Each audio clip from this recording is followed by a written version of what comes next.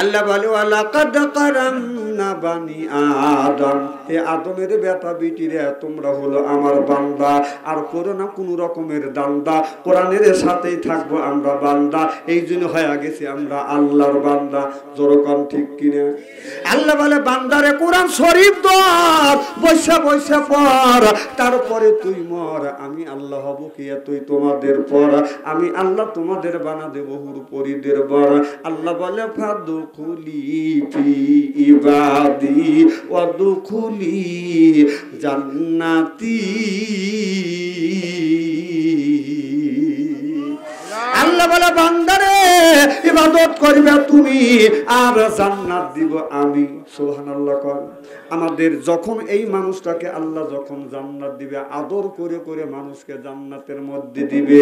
আমাদের বাড়ি যদি আসে বাদান আত্মীয় আসে, যদি বাদান মেহমান করি আমরা মেহমানকে আদর, মেহমান মনে করে হায়রে আমার কদর, এরপরে পারে দেবাদান সাদর, এত মনে করে হায়রে আমার বড় কদর, এরপরে আনে বাজান খানা, একটা তো ডাকনা ছাড়া না, খাবারের পরে বাজান দেয় দই, খায়া তো বাজান হইসই, তারপরে দেয় পেপসি কোকো কোলা, খায়া তো মনের মধ্যে বাজান দেয় দোলা, এরপরে খাই একটা পান, মনের মধ্যে আসে বাজান গুনগুনানি গানা, তারপরে খাইয়া খাবলা হাকিমপুরি জর্দা, শরীর তার গামে যায় বুঝায় আমি বড় মর্দা। এটা তো বোঝেও না, কথা কয় না, জোর কোন ঠিক কিনে এতগুলো করেছিলাম। আমার মুসলমান ভাইরা, আল্লাহর হাবিবের প্রিয় উম্মতেরা ভালো করে লক্ষ্য করে শুনুন। তাহলে আকাশটা হলো বাদান পুরুষ, আর জমিনটা হলো বাদান আপনার নারী, আর আপনার জমিনের উপরে যত গুণে গাছ গাছলা আছে এইগুলো হলো বাদান আকাশ আর জমিনের বাদান সন্তানা।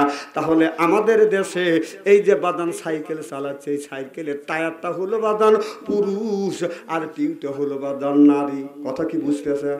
কারণ আল্লাহ আদম আলাইহিস সালামকে তৈরি করেছে বাদান জান্নাতের, আপনার জান্নাতের বাইরে, আর আপনার হাওয়া আলাইহিস সালামকে তৈরি করেছে বাদান জান্নাতের ভিতরে।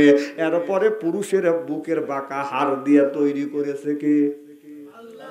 জোরকান নারীকে তৈরি করেছে জান্নাতের, পুরুষকে তৈরি করেছে জান্নাতের বাইরে, আর নারীকে তৈরি করেছে আল্লাহ জান্নাতের ভিতরে। তাহলে এই নারীকে কত আদব দিয়ে, কত সম্মান দিয়ে, কত আদর করে, মহব্বত করে আল্লাহ তৈরি করেছে। তারপরেও আপনারা বাঁকা হাড়ের দ্বারাই তৈরি করেছে না। আচ্ছা, রাসূল সাল্লাল্লাহু আলাইহি সাল্লাম বলেছে খুলিকাত মিন জিলাই, এই নারী জাতিকে তৈরি করা হয়েছে বাঁকা হাড়ের দ্বারায়। এই নারী দিনের মধ্যে 70 বার অন্যায় করবে, 70 বার আপনার ক্ষমা করে দিতে হবে। এই জন্য 70 বার ক্ষমা করে দিতে হবে, তবেই যদি বাদান জীবনে সুখ শান্তি আসতে পারে। চিল্লা কর মারহাবা। কারণ নারীদের একটা স্বভাব আছে, স্বামী আয়সা যদি ডাক দেয় সালমার মাও, খবর নাই, ও সালমার মাও, উত্তর নাই, ও সালমার মা উত্তর দেয় জনগণ ঠিক কিনে। কারণ বিবিকে যদি ভালোভাবে ডাক দেওয়া যায়, তারপরে বিবি এইরকম করে ওঠে।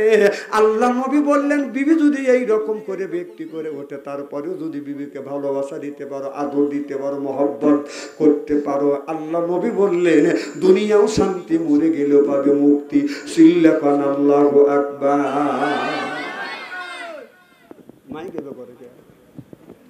আমার ভাইরা, আমার এ মুসলমান ভাইরা,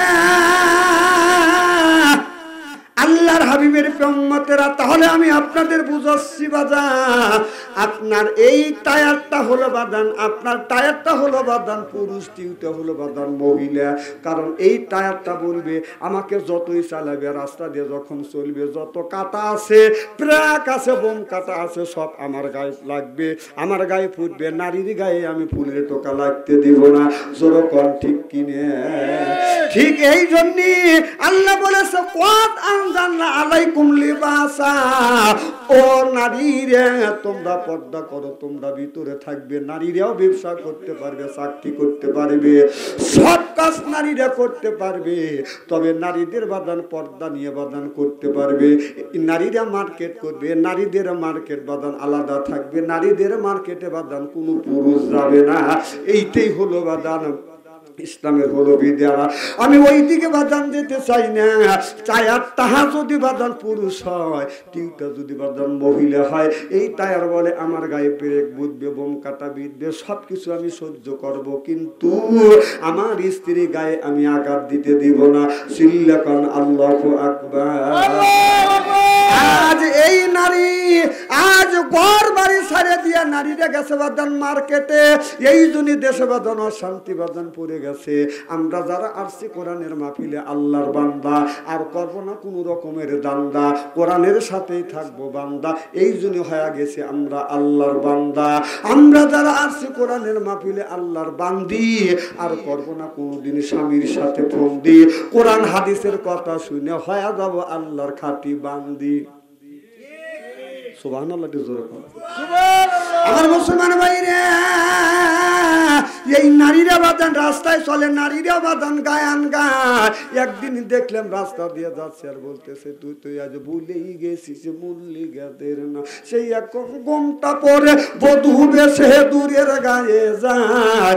যেদিন গেছে সেদিন কি আর ফিরিয়ে পাওয়া যায়? ওদের অত্যাচারে কোরআন পড়া দেয়, এখন প্রতিবাদ করতে হয়। তুই তো আজ ভুলেই গেছিস আল্লাহ নবীর নাম। নবী আমার মদিনাতে আসে শুয়ে, কে করে তার কাম? হারমোনিয়াম আর বাজাস না, ইবলিস দিছে পাম। তুমি কইরো না পাম পাম, মোলাগারে বাইরে গেছে দাম। এখনো সময় আছে, মুখে লাও আল্লাহ নবীর নাম রে, আল্লাহ নবীর নাম। সিল্লাকন ঠিক কিনে?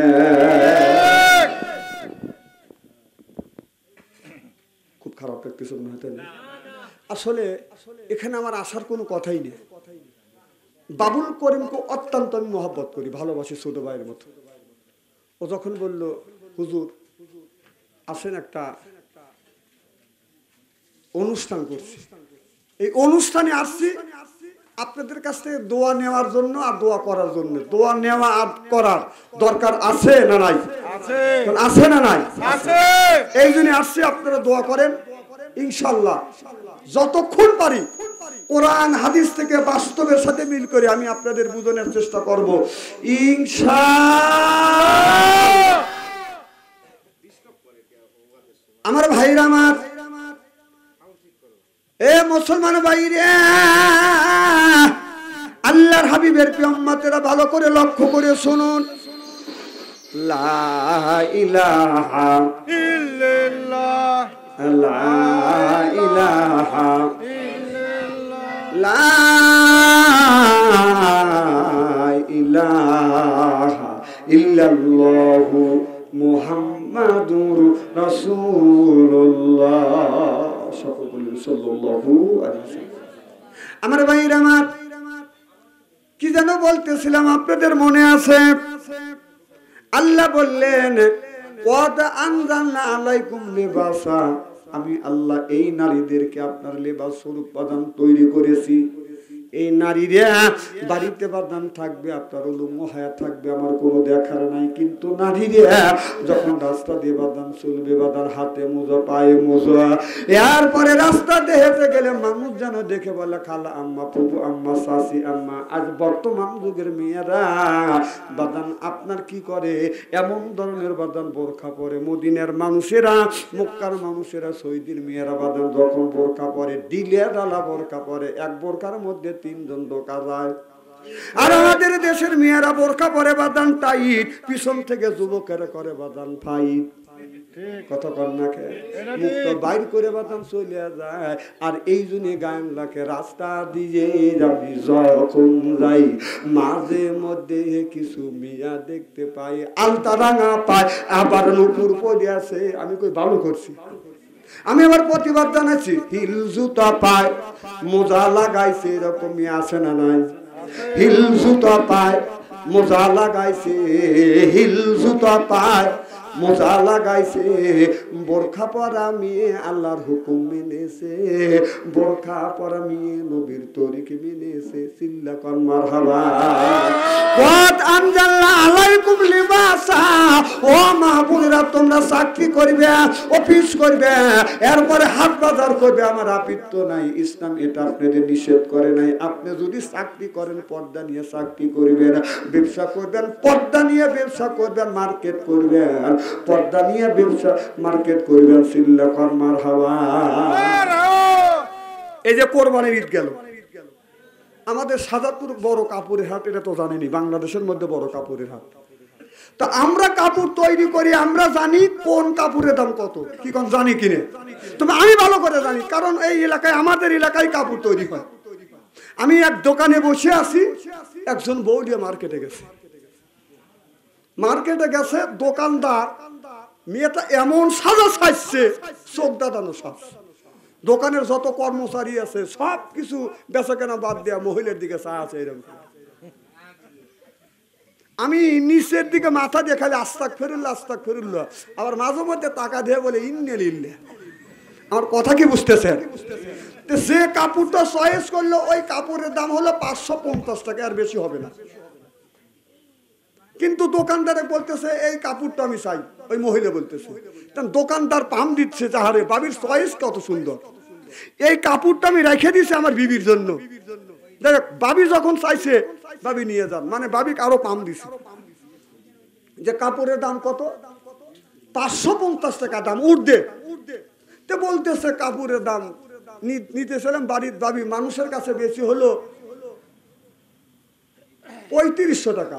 তো ভাবি যখন চয়েস করছে, যান 3000 টাকা দেন।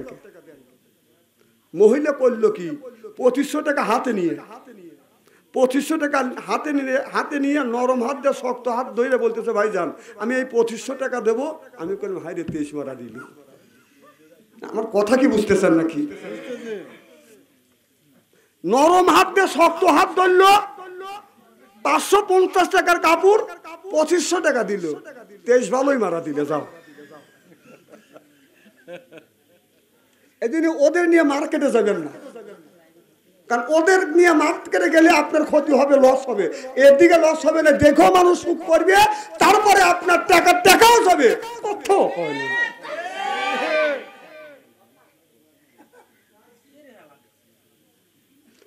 স্ত্রী করবো কি, ওকে বৃষ্টি পড়তেছে মনে নাকি? আচ্ছা মারহাবা কর, মারহাবা। আমার ভাইয়ের, আমার মুসলমান ভাইরা, আল্লাহর হাবিবের ব্রহ্মাত্রে ভালো করে লক্ষ্য করে শুনুন। আমিরুল মুমিনিন খলিফাতুল মুসলিমিন অর্ধ পৃথিবীর প্রেসিডেন্ট বাদান রুমার পারস বাদান দখল করবার পরে, বাদান অর্ধ পৃথিবীর প্রেসিডেন্ট হয়ে গেলেন। হযরত ওমর বললেন রুম আর আপনার রুম প্রেসিডেন্ট, রুমের মধ্যে যতগুলি বাদান জেলখানা আছে, রুম পারসের মধ্যে যতগুলি জেলখানা আছে, সব জেলখানার আপনার কয়েদিরকে আমি মুক্ত করে দিলাম। জেলের দরজা জানলা খুলে দিল, আর আসামিদের ঘোষণা দেওয়া হলো তোমরা যারা বাড়িতে চলে যাও। অতীতে যতই বাদশা তোমাদের জেল দিছে, হাজত দিছে, আমি বাদশা ওমর তোমাদের মাফ করে দিলাম। আল্লাহু আকবার। জেলের দরজা খুলে দিলে প্রত্যেকটা আসামি বাদান যার বাড়ি চলে গেল, ফাঁসির আসামিও চলে গেল, যাবজ্জীবন আসামি বাদান চলে গেল, 10 বছর 20 বছর সাজা হইতেছে আসামি গুণবাদান বাসায় চলে গেল। হযরত ওমর বললেন এই জেলখানাটা নতুন করে আমরা এখন নতুন করে জেলখানাটা সাজাবো। জেলখানার ভিতরে যা দেখো কোনো কয়েদি আছে কিনা, না হয় কোনো মানুষ মারা গেছে কিনা, এই জেলখানাটাকে পরীক্ষা নিরীক্ষা করিয়ে জেলখানাটাকে পরিষ্কার করো। প্রত্যেকটা জেলখানা পরিষ্কার করতে করতে কিন্তু রুম পারসের শহরের মধ্যে বাদান একটা জেলখানা আছে। এই জেলটা বাদান আপনার ওই পরীক্ষা করতে করতে পরিষ্কার করতে করতে যা লক্ষ্য করে দেখে, জেলের মধ্যে বাদান একটা রুম আছে, রুমের মধ্যে একটা মহিলা বসে বসে আল্লাহর ইবাদত করতেছে।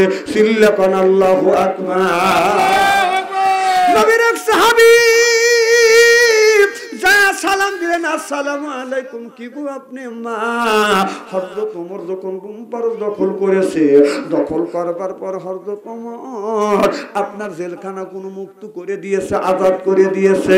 প্রত্যেকটা আসামি যতই অন্যায় করছে তাদেরকে মাফ করে দিয়েছে, ফাঁসির আসামিকে মাফ করে দিয়েছে, যাবজ্জীবন জেল তাদেরকে মাফ করা হয়েছে, 10 বছর 20 বছর জেল হয়েছে তাদেরকে মাফ করে দিয়েছে। সব আসামি বাসায় চলে গেছে, নিজের বাড়ি চলে গেছে।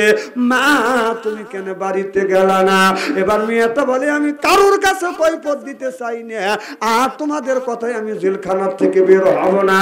আমি যদি জেলখানার থেকে বের হই, কথা যদি শুনি, অর্ধ পৃথিবীর প্রেসিডেন্ট হযরত ওমরের সাথে কথা বলবো, এরপরে জেলখানার থেকে আমি বের হব। চিল্লাখন মারহাবা। যতক্ষণ পর্যন্ত অর্ধ পৃথিবীর প্রেসিডেন্ট ওমর না আসবে, আমি জেলের মধ্যে থেকে বাদান বের হব না।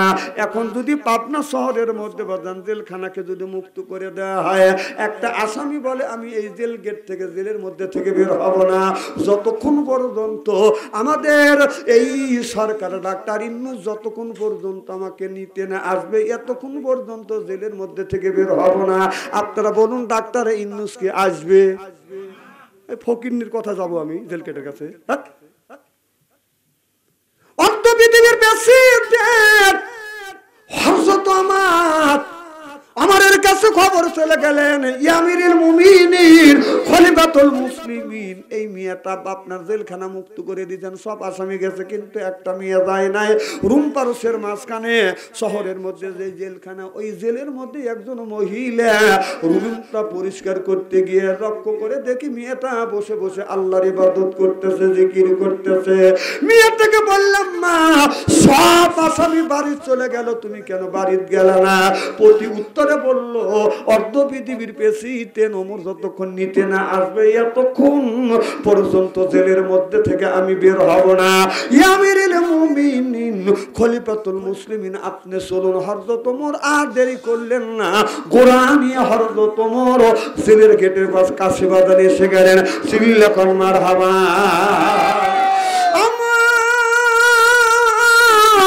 জেলের কাছে যাইয়া আসসালামু আলাইকুম, কে গো? মা, আজ 7 দিন ধরে জেলখানার দরজা খুলে দেওয়া হয়েছে, জানলাগুলি খুলে দেওয়া হয়েছে, ঘোষণা দেওয়া হয়েছে, ফাঁসির আসামিকে মাফ করে দিছি, যাবজ্জীবন জেল হয়েছে তাদেরকে মাফ করে দিছি, 10 বছর 20 বছর জেল হয়েছে তাদেরকে মাফ করে দিছি, 1 মাস সাজা হয়েছে তাদেরকে মাফ করে দিছি। অর্থাৎ জেলের মধ্যে যতগুলি আসামি আছে সবাইকে মাফ করে দেওয়া হয়েছে।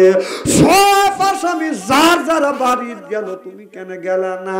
মেয়েটা বলে, আপনি যাব, যতক্ষণ পর্যন্ত অর্ধ পৃথিবীর প্রেসিডেন্ট ওমর না আসবে এতক্ষণ পর্যন্ত যাব না। এবার হযরত ওমর বলল, মা, আমি হলাম অর্ধ পৃথিবীর প্রেসিডেন্ট, আমার নাম হলো ওমর। চিল্লাখন আল্লাহু আকবার।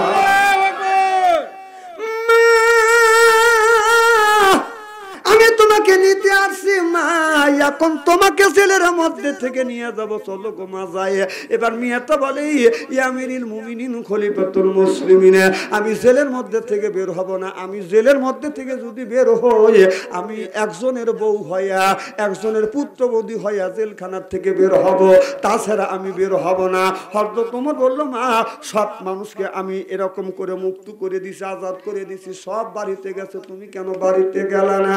মেয়েটা চোখের পানি ফেলে দিয়ে কান্দি, আমিরুল মুমিনিন খলিফাতুল মুসলিমিন, আমি কেমন করে যাব? কারণ আমার মাও নাই, আমার আব্বাও নাই। হযরত ওমর বলে, ও গো মা, তোমার মা আব্বা কি মারা গেছে? বলো, হুজুর গো, আমার মাও মারা যায় নাই, আব্বা মারা যায় নাই, দাদিও মারা যায় নাই, দাদাও মারা যায় নাই, তবে মা তোমার পরিচয়টা কি? দেখে বলে, আমিরুল মুমিনিন খলিফাতুল মুসলিমিন, আমার দাদার নাম হলো বাদশা কায়সার, এই বাদশা কায়সার নাতনি আমি, এই বাদশা কায়সার আপনি রুম পারস যখন দখল করেছেন আর আমার বাপ দাদা সব রাতের অন্ধকারে পালিয়ে গেছে। আমিরুল মুমিনিন খলিফাতুল মুসলিমিন পালিয়ে কোন দেশে চলে গেছে আমি জানি না, কোন জায়গা গেছে আমি জানি না। আমিরুল মুমিনিন সব আসামি মুক্ত হয়ে যাদের বাড়িতে গেছে আমাকে মুক্ত করে দিয়েছেন, আমি কার বাড়িতে যা উঠবো? সুবহানাল্লাহ বললেন। এই জন্যই আমি ছেলের মধ্যে রয়েছি।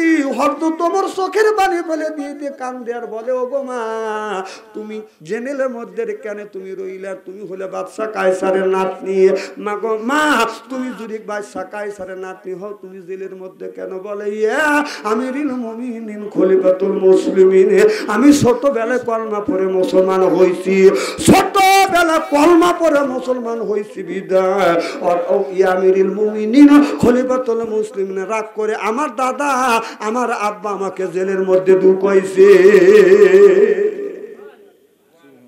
সুবহানাল্লাহ, খুব ধীরে কর, জোরে কর সুবহানাল্লাহ। হযরত ওমর বলে মা তুমি যদি বাড়িতে যাও, কারোর বাড়িতে যদি যাও পুত্রবধূ হয়ে যাবে অথবা কারোর বউ হয়ে যাবে। ও গো মা আমার তো এই বয়স নাই, আমি তোমাকে বিয়ে করে বউ বানায় বাড়িতে নেবে, এই বয়সটা আমার নাই। তবে মা আমার একটা ছেলে আছে, আমার ছেলে নাম হলো আব্দুল্লাহ, আমার ছেলে 30 পারা কোরআনের হাফেজ, এদিকে হলো আলিম, আপনার 6-7 লক্ষ হাদিসের হাফেজ। মা তুমি যদি রাজি হও গো মা আমার ছেলের সাথে তোমাকে বিয়ে দিয়ে বৌমা বানাই আমি আমার বাড়িতে তোমাকে নিতে চাই। এবার মেয়েটা বলে আমিরুল মুমিনিন খলিফাতুল মুসলিমিন আপনার যুক্তি ভালো, কথা ঠিক, কিন্তু আপনার পুত্রবধূ হওয়ার মতো ভাগ্য আমার নাই। কেবল মা তুমি কেন তুমি স্বীকার করলে তো রাজি হব, স্বীকার করলে তো বিয়ে হয়ে যাবে। তুমি যদি রাজি থাকো আমার ছেলেকে ডেকে আনবো, আমি নিজেই বিয়ে পড়াইয়া কলমা পড়াইয়া বিয়ে পড়াইয়া তোমাকে পুত্রবধূ বানাইয়া আমার বাড়িতে বৌমা বানাইয়া বাড়িতে নিয়ে যাব। এবার মেয়েতে বলে আমিরুল মুমিনিন খলিফাতুল মুসলিমিন আপনি আমাকে বেয়াদবি মাফ করবেন, আমি আগেই একজনকে কথা দিয়েছি। সিল্লাকান আল্লাহু আকবার।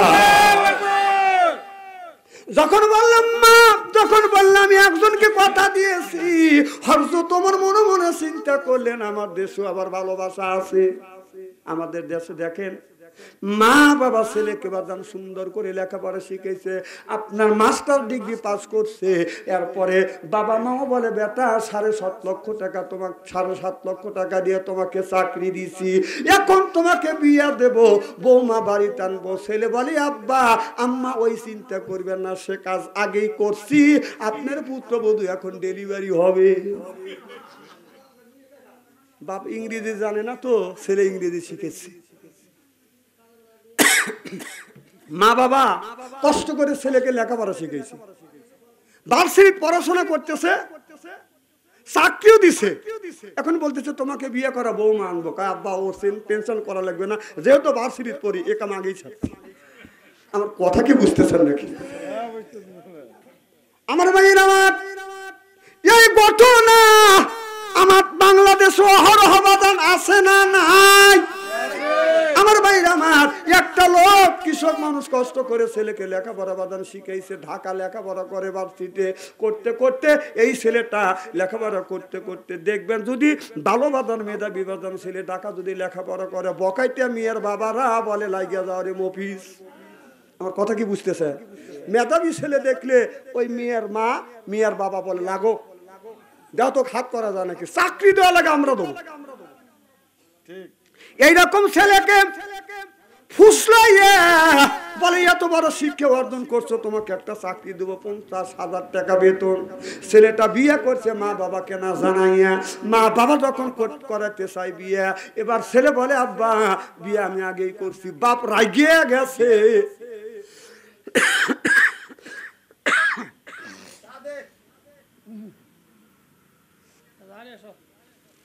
না না অত কথা বলা লাগবে না, চা খাবো না ভাই, বসেন আপনি। লোক কমাই মানে মাথায় আগুন ধরা, বসেন আপনি বসেন, চা লাগবে না। মার হবা একটু জোরে কর, জোরে কর মার হবা। খুব কি খারাপ লাগতেছে নাকি? বাবা রাগিয়ে গেছে, মা রাগে গেছে, যা ওই বউ যতদিন ডাকবে ওই বউর সাথে আমার পরিচয় নেই। 3 বছর হয়ে গেছে, বেটার বউর খবরই শুনতে পারে না। বেটার বউ যদি মাঝে মধ্যে রিং দেয়, মোবাইল ধরে ঠিক, কাকে? আমি আপনার পুত্র। তুই আমার পুত্রবধূ। বৌমা ভয় ছেড়ে দিয়েছে। গর্ভবতী হয়েছে, আল্লাহ একটা ছেলে দান করছে। মারহাবাতে জোরে কর। দাদা দাদি কিন্তু নাতনি নাতির কাছে দুর্বল। কতক্ষণ ছেলে মেয়েকে যতই ভালোবাসুক, যখন নাতিপুতি হয় ছেলে মেয়ের চাইতেও নাতিপুতি বেশি ভালোবাসো। কতক্ষণ না খেয়ে এই জন্য মানুষ কয় আমের চাইতে গুড় সাইড বেশি। কত কি অবাস্তব বলতেছি। তখন ওই ছেলের বেটার বউ রিং দিয়ে ধরা দেয় নাতি। তার নাতি দাদুকা কেডা? তার নাতি কা, ও দাদু আমি তোমার নাতি। দাদু পাগল, দাদিও পাগল। সুবহানাল্লাহ। মাঝে মধ্যে নাতিক দিয়ে, মাঝে মধ্যে ও দাদু কবে আসবে, আমাকে দেখবে না দাদু, আমাকে কোলে নিবে না। দাদু পাগল, ও ভাই আমি তোমার দেখতে চাই। দাদিকে, ও ভাই আমার আত্মার ভাই। কতক্ষণ যাই হোক রাজি হয়ে গেছে, যাও আমি এই ডিসেম্বরের মাসে আসতেছি। মেয়ের বাবার কাছে খবর দিছে বিয়ে আমি আসতেছি। বিয়েই আসবেই না, হঠাৎ করে বিয়ে আসার জন্য রাজি হয়েছে। বাড়ির যত গাছ গাছলা আছে সব গাছ গাছলার গোড়ায় চুনমুন দিছি। কথা বুঝতেছেন না? টয়লেট বাথরুম যেখানে যা কাজ করা দরকার টাইলস টুইস লাগা ওকে করছে।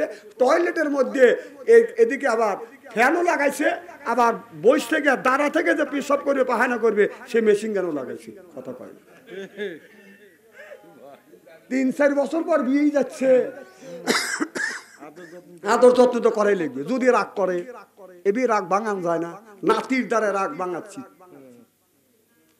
এবার দাদা কাঁচা মরিচ পান্তা ভাত আর পেঁয়াজ দিয়ে বাদান খানা পিনে করি একটা সাথী বগুলে নিয়ে ঢাকার শহরের দিকে বাদান রওনা করছে। বাড়ি কোথায়? 10 নম্বর গেটে। এবার বিয়েই নামছে, রিসিপশন করে বাদা নিয়ে গেছে। বিয়ের হাতে দেখা হয়েছে, নাতিপুতির সাথে দেখা হয়েছে। এরপরে বিয়েকে বাদান পোলাও কুরমা, এরপরে গিরানি জর্দা কুত্তা যা আছে সবকিছু বাদান খাইবার দিছে। বুড়ো মানুষ খাইবার চায় না, তারপরে বাদান জোর করে খাওয়াইছে। গরিব মানুষ, পল্লিকের লোক বাদান, আপনার পল্লিকের লোক কি করছে? ও বাদান জীবন ভরা পান্থা ভাত আর কাঁচা মরিচ দিয়ে খাইছে। পোলাও কুরমা বিরিয়ানি গোস্ত যখন খাইছে একটু পরে পেটের মধ্যে উমুম করে উঠছে। উমুম বোঝেন না? মোসর দিছে, তাবর টুবুর শুরু হয়ে গেছে পেটের মধ্যে। এই তো বুটবার শুরু হয়ে গেছে, তাহলে তোর বুঝতেছি। এখন বিয়ের পায়খানার চাপ, কারণ বিয়েটা বাদান তাবলিগ করে, যারা তাবলিগ করে মাদ্রাসায় লেখাপড়া করে বাদান, তারা 1 নাম্বার 2 নাম্বার বোধে। 1 নাম্বার হলো পোষাবো, 2 নাম্বার হলো বাদান টয়লেট জোরকান, ঠিক কিনে। এবার বিয়ে বলতেছে বিয়ে আমি 1 নাম্বারে যাব। বিয়ে বলতেছে বিয়ে কোন কি আপনি 1 নাম্বারে যাবেন? আমার বাড়ি 10 নাম্বারে। 1 নাম্বার না, এখান থেকে 20 কিলোমিটার দূরে। আমার কথা কি বুঝতেছেন? বিয়ে বুঝাচ্ছে আমি 2 নাম্বারে যাব। 2 নাম্বারে যাবো, সেটা হলো টয়লেটে যাবি, এইটা বুঝাচ্ছে। আর বিয়ে চিন্তা করতেছে আমার বাড়ি 10 নম্বরে, 2 নাম্বার না, এখান থেকে 20 কিলোমিটার দূরে। ড্রাইভার এক বলতেছে গাড়ি প্লেস কর, আমার বিয়ে 2 নাম্বারে যাবি। ও কি গাড়ি প্লেস করার কথা বলছে? আমার কথা বোঝে না রে, আমার কথা কি বুঝতেছে? ড্রাইভার গাড়ির ওঠে প্লেস করিয়া খালি প্যাক প্যাক করতেছে। বিয়ের পায়খানার চাপে জান যাইবার কথা কি বুঝতেছেন? বিয়ে 2 পায়ে কেউরি দিয়ে বলতেছে বিয়ে জীবন না যাই বাপ। কয় কে? আমি যাবো 2 নাম্বারে, আপনি তো 2 নাম্বার নিলেন না। বলে বিয়েই আপনি 2 নাম্বার যাবেন, আমার বাড়ি হলো 10 নাম্বারে। 2 নাম্বারে এখান থেকে 20 কিলোমিটার দূরে। ড্রাইভার না গাড়ি রেডি করে রাখছে। কয় বিয়ে ওই 2 নাম্বার না, আমি টয়লেটে যাবো। ইংরেজি ভেঙে বাধ্য হয়ে বাংলা কবির বললেন না বিয়ে আছে। তো টয়লেটের মধ্যে বাদান ঢুকা দিচ্ছে। টয়লেটের মধ্যে যায় দেখে বাদান জায়গায় যে বাদান টাইস টুইস করছে। বিয়েই গেছে বাদান স্প্রে করছে, কমলা কমলা বাসনা। কথা বুঝতেছেন না? এদিকে মেশিন গান ফিট করা, উপর দিকে চা দেখে বাদান হেলিকপ্টার, এর মানে 3 পাখা। এটা কি ফ্যান? এই তো বুঝতেছেন। বিয়ে চিন্তা করতেছে জীবন ভরা বাস পাইরে দিয়ে বাদান কাম দেখাইছে। ওই টাইস টুইসের মধ্যে তো কোনোদিন পায়খানা করে নাই, তারপরে হলো সেন, এরপরে মেশিন গান ফিট। কথা কি বাদান বুঝতেছে? বিয়ে চিন্তা করতেছে আমি যাবো